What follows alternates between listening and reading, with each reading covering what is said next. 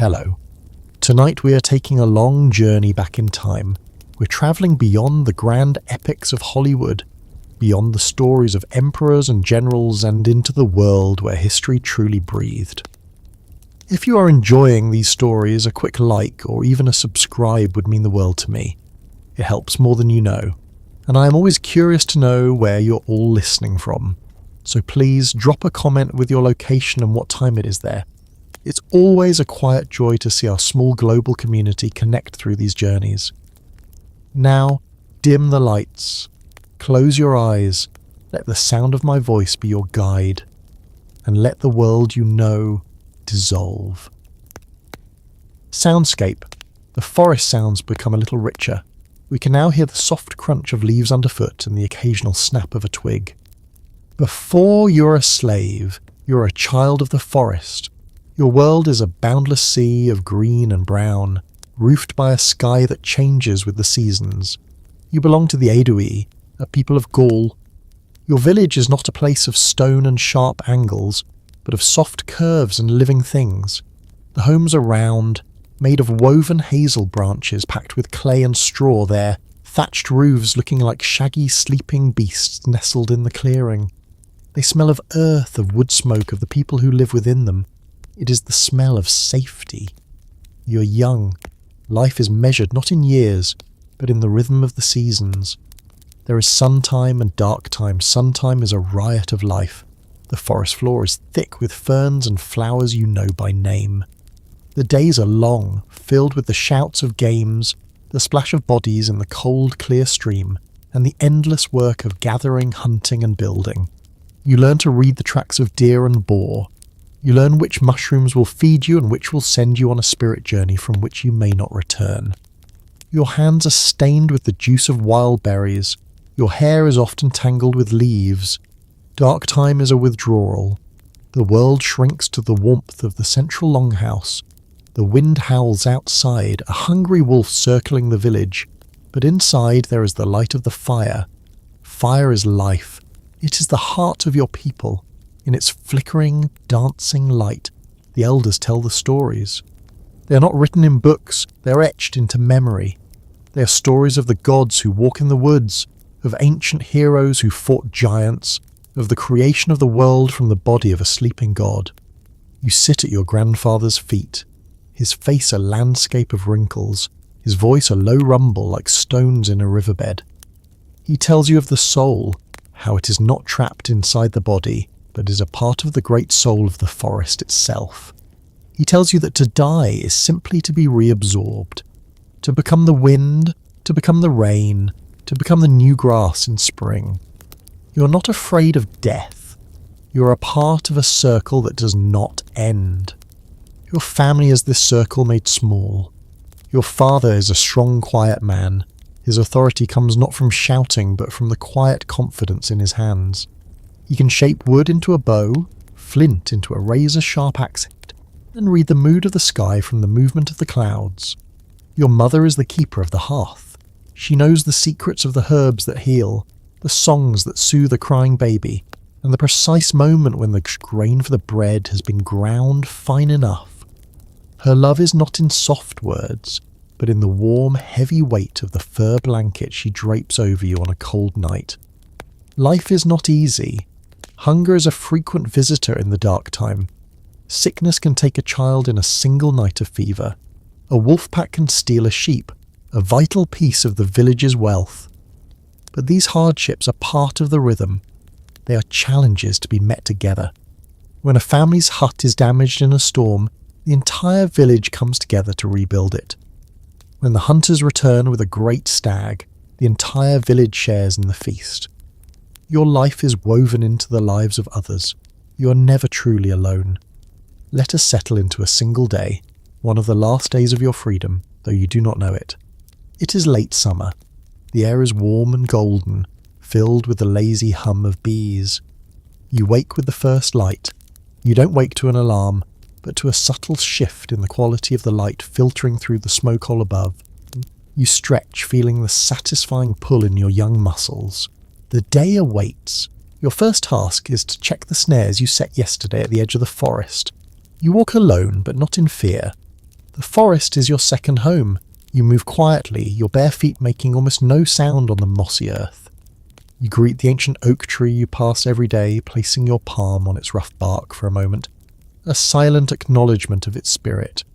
You feel the life of the world around you. One of your snares has caught a rabbit.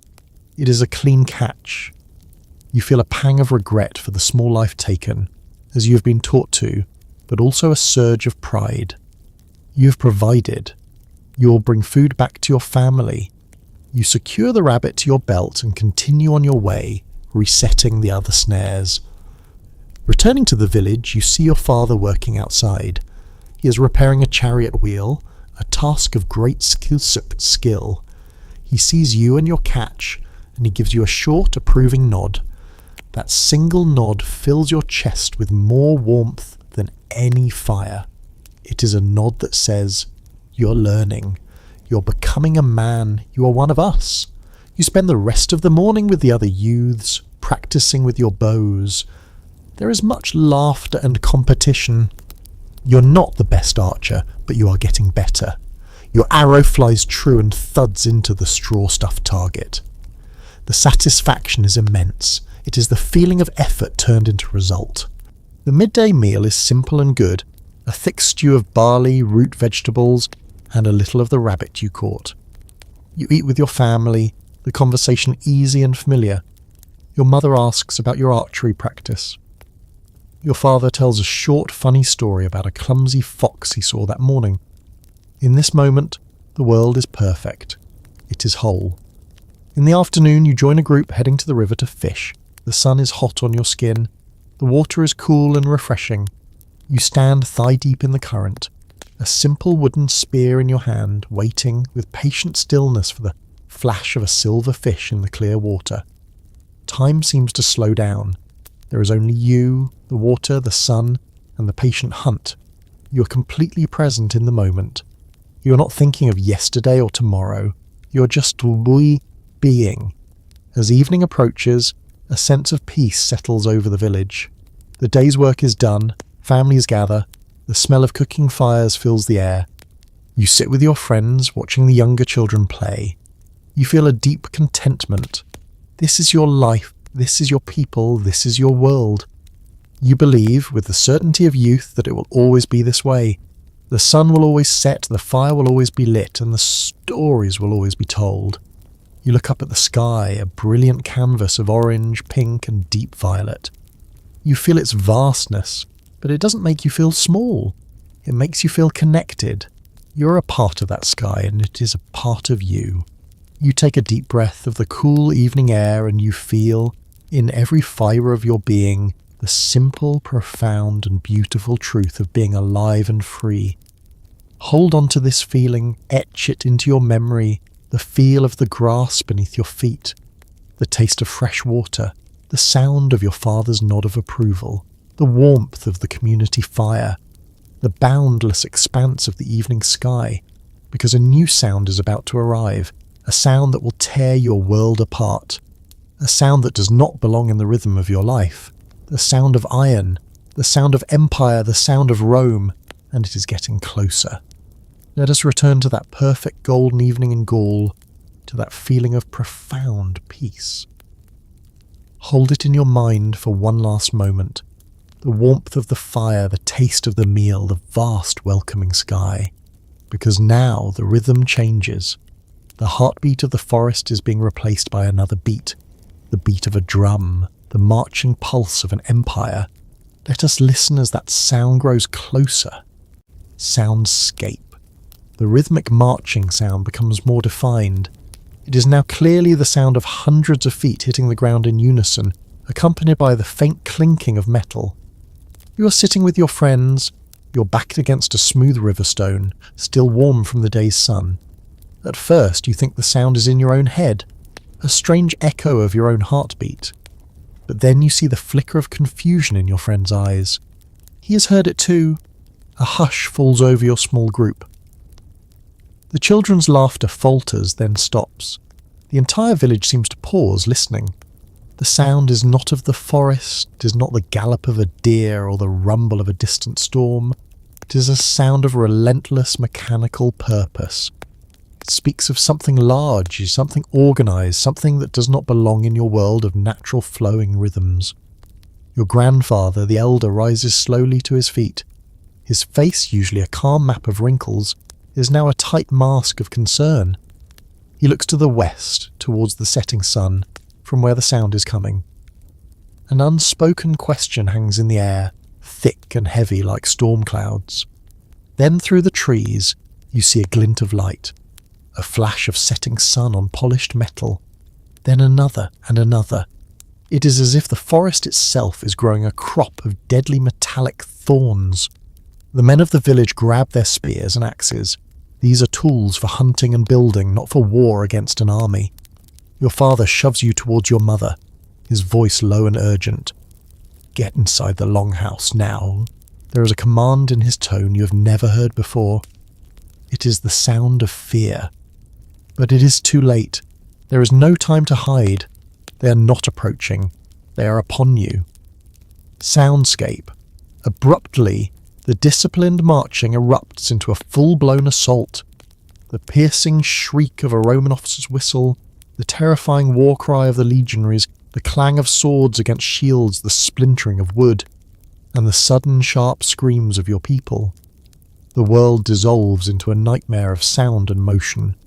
The disciplined lines of soldiers break apart, transforming into a wave of individual killing machines that crashes upon your village.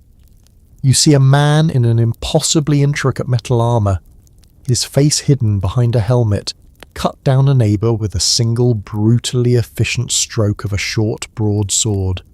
There is no wasted motion, no passion, just a job done with terrifying skill. Smoke suddenly fills the air, thick and acrid, and they have thrown torches onto the thatched roofs of your homes. The fire spreads with an unnatural speed, roaring like a hungry beast. The heat is intense on your face. You are separated from your family in the chaos. Someone shoves you, and you stumble, falling over a discarded basket. You see things that your mind cannot process. A child's wooden toy, one you saw a little girl playing with just an hour ago, lies shattered and bloody on the ground. You see the village elder, the man of stories, lying on his back, his eyes open and staring at a sky he can no longer see. A primal rage, born of terror, surges through you. This cannot be happening. This is your home. These are your people. You scramble to your feet, grabbing a heavy piece of firewood from a pile. It feels pathetic in your hand. A piece of wood against an army of iron. You don't care. You scream a wordless cry of defiance and run towards one of the figures. You swing the club with all your strength. It connects with a curved rectangular shield with a dull thud that vibrates up your arm. The blow does nothing. The man behind the shield doesn't even flinch. He simply pushes forward, the shield slamming into your chest and knocking the wind from your lungs. You fall backward, gasping for air. Before you can recover, the soldier is standing over you. You see his face now under the helmet. He is young, not much older than you. His expression is not one of hatred. It is one of mild annoyance, as if you are a buzzing insect he must swat away. This, more than anything, breaks you. You're not even worthy of his anger. He does not kill you. He turns and barks a command in his harsh tongue. Two other soldiers grab you. Your arms are wrenched behind your back with painful force. A leather cord is wrapped tightly around your wrists, cutting off the circulation. The rough fibres bite into your skin. You struggle, but it is useless. Their grip is like iron. You're dragged, half choking from the smoke, into the centre of the clearing. You're thrown onto the ground with a heap of other captives. You see faces you know, your friends, your cousins, the woman who smiled at you this morning. Their faces are streaked with soot and tears, their eyes wide with shock and disbelief. The sounds of fighting die down. The slaughter was quick. Your village, with its handful of hunters, stood no chance. Now there is only the roar of the fire, the weeping of the captured, and the calm, business-like commands of the Romans as they move through the ruins. They are efficient. They collect the weapons.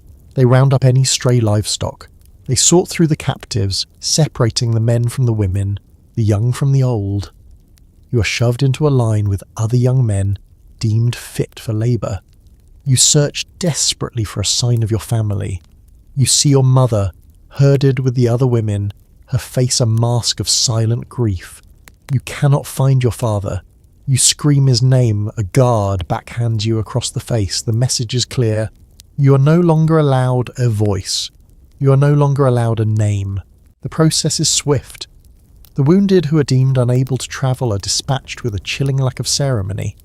The elderly are simply left to their fate.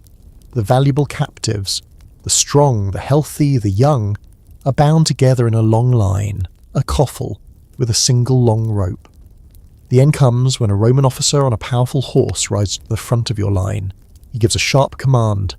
The soldiers give you one last brutal shove. The line lurches forward. You begin to walk. You are being marched away from the only home you have ever known. You look back over your shoulder one last time. The longhouse, the heart of your village, is a roaring inferno. The ancient oak tree at the edge of the clearing is silhouetted against the flames, its branches like skeletal arms reaching for a merciless sky. The bodies of your people lie where they fell. This is the last image you will ever have of your home, an image of hell. You turn your face forward. The rope digs into your neck. The leather on your wrists is already sticky with blood. Your head throbs. Your heart is a cold, dead stone in your chest. You walk. You place one foot in front of the other, because that is all that is left to do. The night is long. There is no rest. The Romans march with a tireless, disciplined energy. You stumble through the darkness, the forest that was once your friend, now an alien landscape of menacing shadows. The sounds of the night, once familiar and comforting, are now filled with terror. Every snap of a twig sounds like a prelude to another attack. Every hoot of an owl sounds like a lament for the dead. You are no longer a child of the forest. You are no longer a son, a friend, a hunter. You are a thing, a piece of property, acquired through violence. You are walking towards a new life, and every single step takes you further away from the person you used to be. The march has just begun, but you already feel that the boy who watched the sunset with a full heart has died back there in the ashes of his village. You do not yet know who or what will survive. Let us return to the darkness, to the endless night of that first march. There is no past, there is no future. There is only the rough rope around your neck, the shuffling feet of the person in front of you, and the cold, indifferent stars overhead. The boy who knew the forest is gone. The thing that remains simply walks. Let us walk with him. Lauster's soundscape. The shuffling continues. After a moment, the sound of a distant rooster crows and the wind dies down slightly, suggesting the first hint of dawn. The darkness does not end suddenly. It slowly dilutes, turning from pitch black to a deep bruised purple, then to a stark, unforgiving grey. The coming of the dawn brings no warmth, no hope. It only brings light. And with the light you are forced to see. For the first time you see the faces of your fellow captives clearly. They are faces you have known your whole life, but they are now alien masks of dried blood, soot and utter despair. The eyes are the worst. They are hollow, staring but seeing nothing. You see the deep bleeding grooves the ropes have cut into their necks and wrists. You look at your own hands and see the same. The bonds have become a part of you. You look at the soldiers. In the daylight they seem less like monsters and more like men. Ordinary men doing an extraordinary evil. They are unaffected by the night's march. They stand straight, their armour gleaming in the new light. They begin a morning routine, checking their gear, passing around a water skin. One of them pulls a piece of dried meat from his pack and begins to chew on it, his gaze sweeping over you and the other captives with no more interest than if he were looking at a line of trees. The smell of the meat drifts towards you, and a sour, agonizing hunger claws at your stomach. You have not eaten since the midday meal in your other life, the life that ended yesterday. The hunger is a living thing inside you, a gnawing beast. The march halts for a short time. You're allowed to drink. You're shoved towards a murky, stagnant ditch. The water is brown and smells foul, but your thirst is a raging fire that overpowers any disgust. You fall to your knees and drink greedily, scooping the filthy water into your mouth with your bound hands. It tastes of mud and decay, but it is wet. It is life of a sort. Then a piece of bread is thrown into the dirt in front of you. Not handed to you, thrown. It is a small, hard, dark loaf, the kind of bread you would have fed to the dogs back home. You pick it up, wiping the dirt off as best you can, and devour it in 3 bites. It is gone too quickly. The hunger remains, now sharper, more aware of what it's missing. The march resumes. The sun, which you once greeted as a friend, climbs into the sky and becomes your chief tormentor. There is no escape from its relentless heat. The world becomes a shimmering, dusty haze. Sweat pours down your face, stinging your eyes. Your thin tunic is soaked through, clinging to your skin. The heat radiates up from the road, cooking your already blistered feet.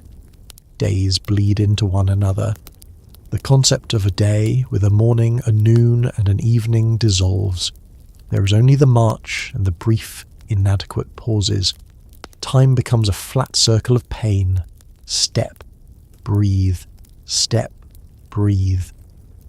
The world shrinks to this simple, agonizing rhythm. You learn the brutal economics of survival. You learn to conserve every drop of energy.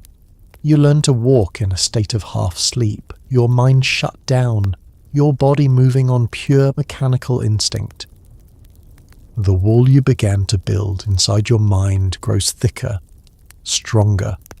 You stop thinking about your family. You stop remembering the smell of the forest after rain. You stop recalling the songs your mother used to sing, because these memories are not a comfort. They are daggers. Each one is a reminder of the abyss that now separates you from everything you ever loved. To remember is to invite a madness that you cannot afford. So you become empty. You become a vessel for pain and exhaustion. Sometimes the routine is broken by an act of cruelty. A captive stumbles, too slow to get up. A guard, out of boredom, uses his whip. You hear the sharp crack, followed by a thin scream. You do not look. You learn not to look. You just keep your eyes on the heels of the person in front of you. Looking invites attention, and attention is always dangerous. One afternoon, the old woman who was the village storyteller, the one whose smile was like the sunrise, can walk no further. She simply stops, her body trembling with exhaustion, and sinks to the ground. The line of captives is forced to march around her. The soldiers do not even pause. You're forced to walk past her. Your eyes meet for a fraction of a second. There is no plea in her gaze, only a profound, weary acceptance. Then you are past her, and she is gone, left behind. You do not know her fate, but you can guess. You feel a tremor of grief, but you immediately crush it. Grief is a fire that will consume what little fuel you have left. You cannot afford it. You just keep walking. You learn new language, not the spoken Latin of the guards, but a silent language of shared suffering. A quick glance with another captive, a subtle shift in posture that says, "I am still alive." Are you? There is no comfort in it, but there is a strange, grim acknowledgement. You're not alone in this hell, even if you are completely on your own. After an eternity that might have been a week or 2, the landscape begins to change again. The dusty tracks give way to wider, paved roads made of large, flat stones. You begin to see other people, merchants with carts, travellers on horseback. They look at your miserable procession with a mixture of pity, curiosity, and disgust, then quickly look away. They are a part of a world you no longer belong to. The air thickens. It carries new smells. The sea, cooking spices, wine, and the overwhelming stench of a great mass of humanity. The noise grows from a distant hum to a deafening roar. The sounds of thousands of voices, of hammers on anvils, of wagon wheels on stone, of animals and commerce and life. You're led through a massive stone gate into a city. The shock is overwhelming. Your village was a few dozen huts. This is a sprawling monster of stone, brick and marble. Buildings rise 3-4 stories high, casting deep shadows over the crowded streets. The sheer number of people is dizzying. Richly dressed nobles are carried on litters by other slaves. Merchants shout their wares from crowded stalls. Children dart through the crowds. The energy is a physical force that presses in on you from all sides. After the vast, empty silence of the countryside, this sensory onslaught is another form of torture. Your mind, which had retreated into a protective shell, is now violently pulled back to the surface. Everything is too loud, too bright, too much. You're no longer just a captive. Here in the heart of the Roman world, you're a spectacle. People stop and stare at your ragged line. They point. They comment in their fast, incomprehensible tongue.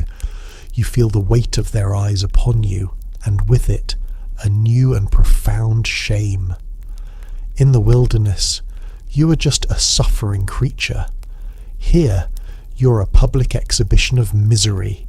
You are led through the labyrinthine streets to a large walled compound in a poorer district of the city.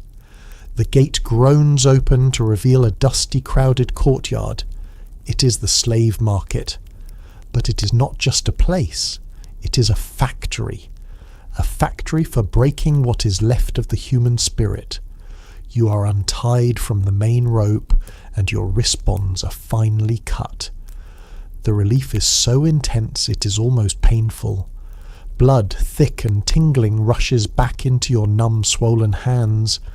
You are shoved into a crowded pen with captives from all over the known world. People with skin darker than yours, with hair the colour of the sun, speaking in a dozen languages you have never heard. You look at your own reflection, caught for a moment in a trough of dirty water. The face that stares back is not your own. It is a stranger, a gaunt, hollow-eyed creature with matted hair and caked dirt on its skin. The boy from the forest is well and truly gone. You have arrived, and the next stage of your unmaking is about to begin. We're in the heart of the Roman machine of human commerce. The Venelicium, the slave market. It is a place of loud noises and desperate silence, a place where fortunes are made and lives are unmade. You're no longer a captive of war. You're now raw material waiting to be processed, polished and presented for sale. The final layers of the person you once were are about to be stripped away, not with the violence of a sword, but with the cold, methodical hands of commerce. Let us endure this process together. Soundscape, the sound of a heavy wooden gate creaking open. A guard's gruff shout in Latin, followed by the shuffling of feet. The holding pen you are in is a chaotic sea of humanity, but it is an organised chaos. A guard with a scarred face and a short, stout stick walks among you, pointing at small groups. His gaze falls on you. He points. 2 rough hands grab you and pull you from the crowd. There is no explanation. There is only the force of their grip. You are led to a stone basin in the centre of the courtyard. You are stripped of the rags that have been your only clothing for weeks. You are now completely naked, exposed under the harsh sunlight and the casual glances of guards and traders. The cold is not just in the air, it is a coldness of pure shame that seeps into your bones. A bucket of shockingly cold water is thrown over you. It makes you gasp, your muscles seizing. Another slave, his eyes as empty as a dried-up well, begins to scrub you down with a coarse brush made of pig bristles. The bristles are stiff, and they scrape against your sunburned, blistered skin. It is not a cleaning meant for comfort. It is the scouring of an object. He scrubs you as he would a dirty pot. His movements rough and efficient, his face a blank mask. He is just doing his job. You wonder how long it takes for a man's soul to be worn down to this level of perfect, empty obedience. Once you are clean, or at least cleaner, your skin is rubbed down with a cheap, greasy oil. It is not a soothing balm. It is a cosmetic. It is meant to hide the blemishes, to create a false sheen of health on your malnourished body, to make your muscles glint in the sun. You feel like a piece of meat being prepared for display in a butcher's stall. Your body is no longer yours. It is a product, and it is being packaged. Next, you are shoved into another line. This one leads to a man who sits on a stool with a bored expression. He is the doctor, though he looks more like a retired soldier. His job is to inspect the merchandise. When your turn comes, he grabs your chin with a calloused hand and forces your mouth open. He peers at your teeth, grunting in a way that could mean anything. He runs his hands down your arms and legs, feeling your muscles, checking the strength of your bones. He makes you turn, looking for the telltale scars of a whip on your back, a sign of a rebellious or troublesome slave.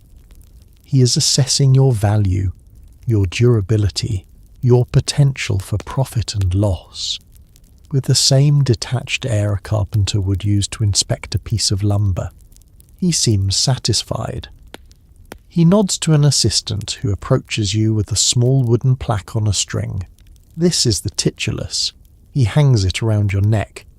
You cannot read the Latin words carved into it, but you can guess their purpose. They are your new identity. They likely say, natio, aeduus, nation aeduan, aetus, annos de zoito, age 18 years, professio, rusticus, skill, farmhand, and perhaps the most important word, sanus, healthy. This small piece of wood is now your entire life story, condensed into a few marketable terms. You are then herded into a different pen, a smaller one for those who are ready for the block. The waiting here is different. It is more tense, more immediate. From here, you can clearly see the catasta, the circular wooden platform where the auctions take place. You watch as other slaves, people you marched with, people you shared a silent understanding of misery with, are led up the steps. You watch a young woman from a Germanic tribe, her blonde hair a splash of sun in this grimy place. She's forced onto the platform, her eyes wide with terror. The auctioneer, the preco, is a showman. He is loud, energetic, his voice booming across the market square. He turns the woman around like a spinning top, pointing out her features, her youth, her strong build suitable for domestic work. A man in the crowd, richly dressed, buys her with a casual flick of his finger. She's led away, weeping silently. Her fate is sealed. You will never see her again.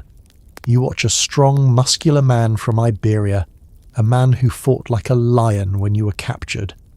On the platform, he is made to lift a heavy stone to demonstrate his strength. His defiance is gone, replaced by a hollow-eyed resignation. He is sold to a man whose face suggests a life of cruelty. He will likely end up in the mines or as a gladiator. His life expectancy can now be measured in months. You realize that this platform is a crossroads of fate. From this small circle of wood lives a sense spinning off into 1,000 different versions of hell. Some to a quick death in the arena, some to a slow death in the mines, some to a long life of thankless domestic drudgery. The only certainty is that none of the paths lead back home. Then the guard points at you. Soundscape. The general crowd noise becomes more focused. We can now clearly hear the auctioneer's booming voice in the distance, though his words are indistinct. The sound of your own heart begins to beat, low and steady, under the audio. Your legs feel like lead as you are prodded towards the platform. Every instinct screams at you to run, to fight, to do anything but this. But your body, trained by weeks of marching and submission, obeys the guard's shove. You walk up the few wooden steps. The moment you step onto the cataster is the moment you become truly visible and truly invisible. You're the center of attention. Hundreds of eyes are on you, but none of them see you. They see a tool, a beast of burden, an investment. The sun feels hot on your oiled skin. The crowd is a blur of faces. The auctioneer grabs your arm and pulls you to the center of the platform. He begins his speech. His voice is a physical force washing over you. He runs a hand over your back, showing the crowd it is free of whip marks. He grips your arm and makes you flex, pointing to the muscle. He pries your mouth open again for all to see. You're no longer a person. You're a collection of attributes. Strong back, good teeth, young, healthy, unbroken. The bidding begins. The auctioneer's voice takes on a rhythmic, chanting quality as he calls out the rising prices. You hear the numbers in a language you don't understand, but you can feel the tension in the air. You stand there, naked and exposed, while men haggle over the price of your life. The shame is so profound, so absolute, it becomes a strange, out-of-body experience. You feel as if you are floating above the platform, watching this humiliation happen to someone else, to a stranger who looks vaguely like you. A man in the front row, a stout merchant with a florid face, seems particularly interested. He argues with another man, a thin, severe-looking individual in a dark tunic. The price rises. For a moment, a perverse thought enters your mind. You hope you sell for a high price, not out of pride, but out of a desperate primal need to feel that your life, even in this state, has some value.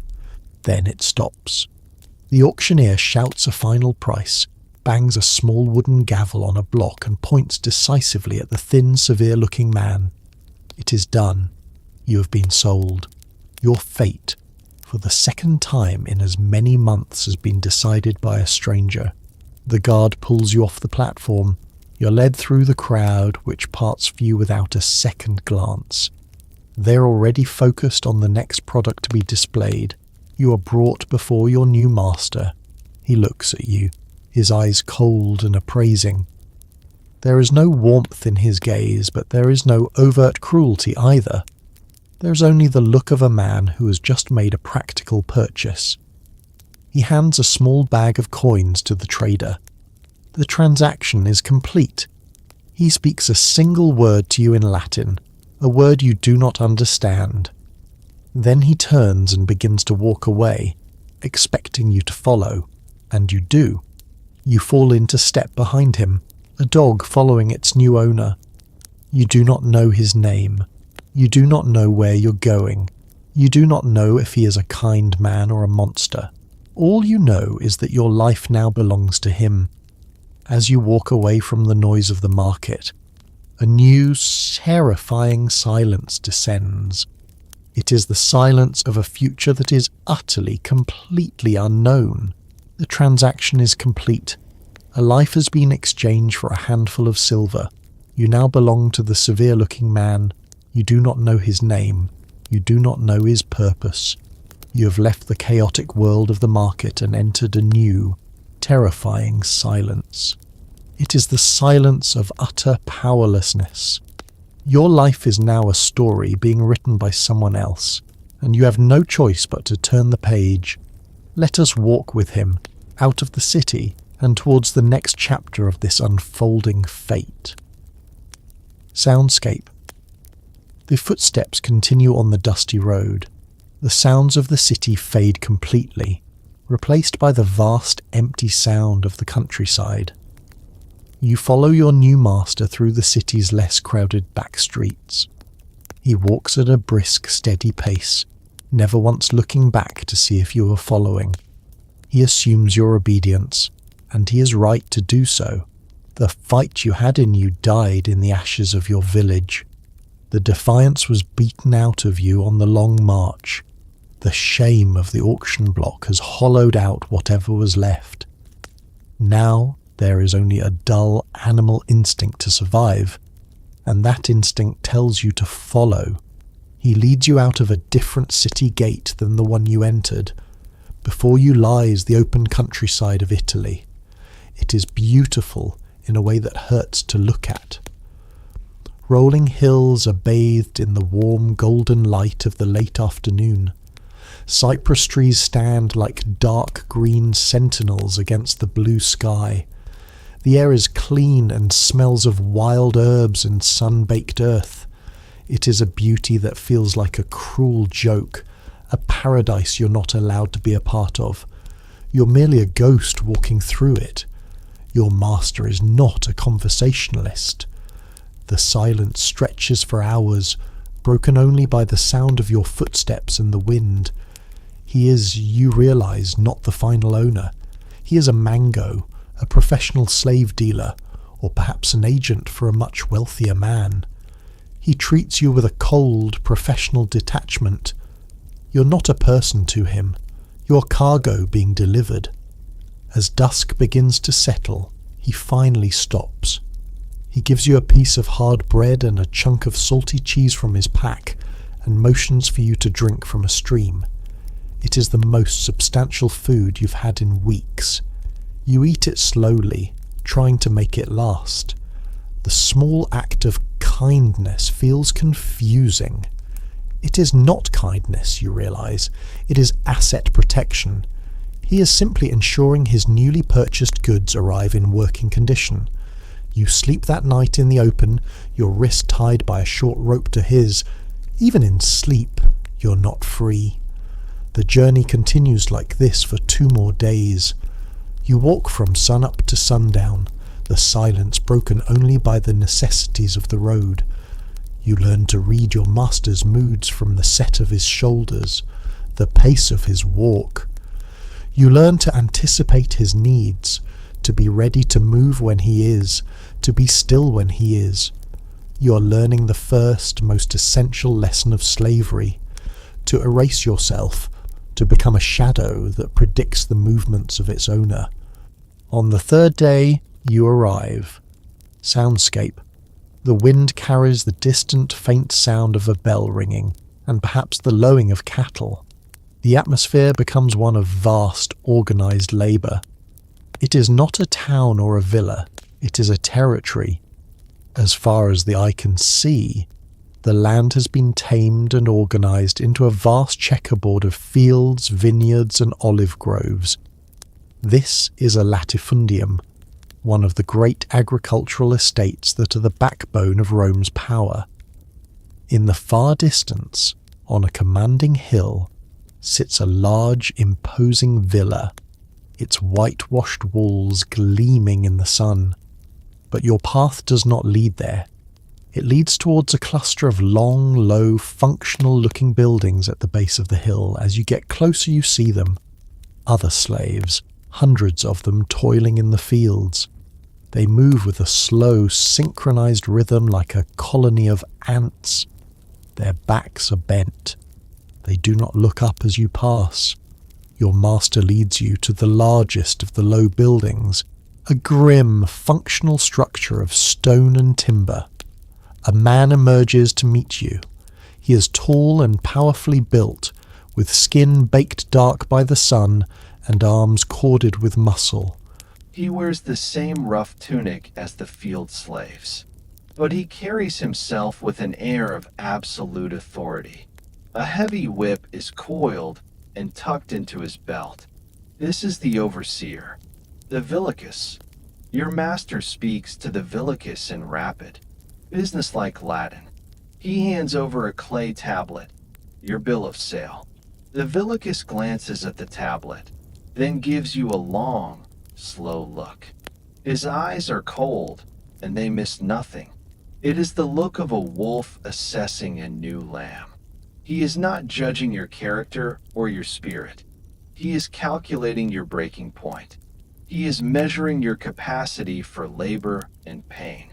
In that single, chilling gaze, you understand that this man will be the god of your new world. He holds the power of food, of rest, and of unimaginable pain in his hands. Your former master, the man who led you here, turns and walks away without a backward glance. His job is done. The transaction is complete. The Villicus grabs your arm. His grip is like a vice. He speaks to you for the first time. His Latin is rough, guttural. You don't understand the words, but you understand the tone. It is a tone of pure, undiluted command. He gestures for you to follow him. He leads you to a long, low, windowless stone building, half dug into the earth. It looks more like a bunker or a tomb than a place for the living. The door is made of thick, heavy wood reinforced with iron straps. The Villicus lifts a heavy wooden bar and pulls the door open. Soundscape, the heavy groan of a wooden door opening. The sound that comes from within is a low, miserable hum of human existence, coughing, a few groans, the rustle of straw. The sound of the outside world is immediately dampened. The smell hits you first. It is a physical blow. It is the thick, suffocating stench of too many unwashed bodies packed together, of stale sweat, of sickness, of human waste, of despair that has soaked into the very stone. It is a smell that you will never forget, a smell that will haunt your sleep for the rest of your life. He shoves you inside. This, he says in a few simple, broken words of your own Gallic tongue, so you understand, is home. Then he laughs, a short, harsh, humorless sound. The door slams shut. The heavy bar falls into place. You are plunged into a deep, disorienting gloom. Your eyes slowly, painfully adjust. The only light comes from a few narrow slits high up in the walls, near the ceiling. The space is vast, long, and cavernous. The floor is packed earth, thinly covered with dirty, rotting straw. And everywhere, there are people, dozens of them, men of all ages, from boys not much younger than you to old men with backs, permanently bent into a question mark. They are sitting against the walls, or lying on the straw, their bodies skeletal, their faces etched with a profound, soul-deep weariness.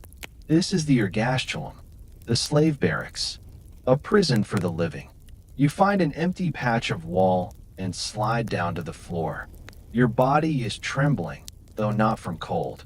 No one speaks to you. No one even looks at you for more than a fleeting moment. A new arrival is not an event. It is a common occurrence in a place where lives are consumed as quickly as firewood. You are just another body to fill a space. You look at the faces in the gloom. You see no community, no camaraderie. The shared experience of suffering has not united them. It has isolated them, each man trapped in his own private hell. They are competitors for the meager rations of food, for the slightly cleaner patch of straw, for the briefest respite from the overseer's attention. To show weakness here is to be preyed upon. To show friendship is to create a vulnerability. So there is only a vast, crushing loneliness. As night falls, the darkness inside the ergastulum becomes absolute. You cannot see your own hand in front of your face, but you can hear. You hear the sounds of this place. The rustle of straw as bodies turn in a futile search for comfort. The soft, desperate weeping of a young boy in the corner. The deep, rattling cough of a man whose lungs are failing. The groan of someone in pain. The quiet, constant scratching of vermin in the walls. This is the music of this place, a symphony of misery. You lie there, on the cold, hard earth, 1,000 miles and 1,000 years from the person you once were.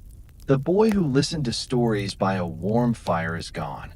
The youth who hunted in a sun-drenched forest is a ghost. There is only this: the darkness, the stench, the sounds of suffering, and the cold, terrifying certainty that this is not a nightmare from which you will awaken. This is your life now. This is home.